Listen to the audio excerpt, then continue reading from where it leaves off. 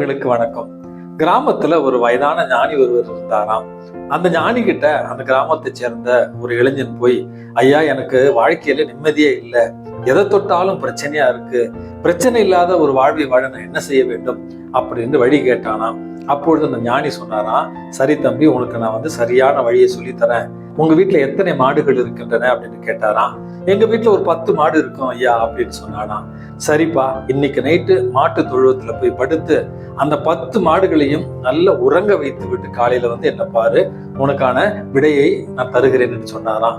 ரொம்ப சந்தோஷத்தோடு, நம்ம வீட்டு மாடு தானே, எப்படியாவது தீனியை போட்டு படுக்க வச்சா தூங்கிடும் அப்படின்னு நினைச்சுக்கிட்டு மாட்டு தொழுவத்துக்கு போய் அந்த மாடுகளோடு உறங்க ஆரம்பிக்கிறான். அடுத்த நாள் கண்கள் சிவந்த வண்ணமாக அவன் ஞானி இடத்துல செல்கிறான்.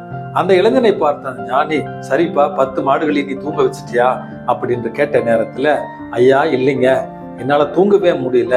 ஒரு மாடு சத்தம் போட்டா இன்னொரு மாடு கத்துது, இன்னொரு மாடு எந்திரிச்சு நின்னா மற்றொரு மாடு எந்திரிச்சு நிக்குது, இப்படி இரவு முழுவதும் எல்லா மாடுகளும் தூங்காம என்னையும் தூங்க விடாம என்னை கொடுமைப்படுத்திட்டாங்க அப்படின்னு சொன்னானா. பிரச்சனைகள் இல்லாத வாழ்க்கை என்பது யாருக்குமே இல்லை.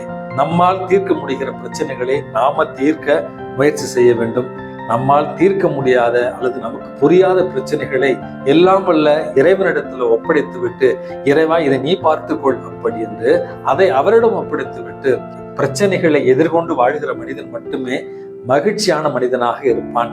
உங்களுடைய வாழ்வு மகிழ்ச்சியான வாழ்வாக இருக்க என்னுடைய வாழ்த்துக்கள். இந்த நாள் உங்களுக்கு இனிய நாளாகட்டும். வணக்கம்.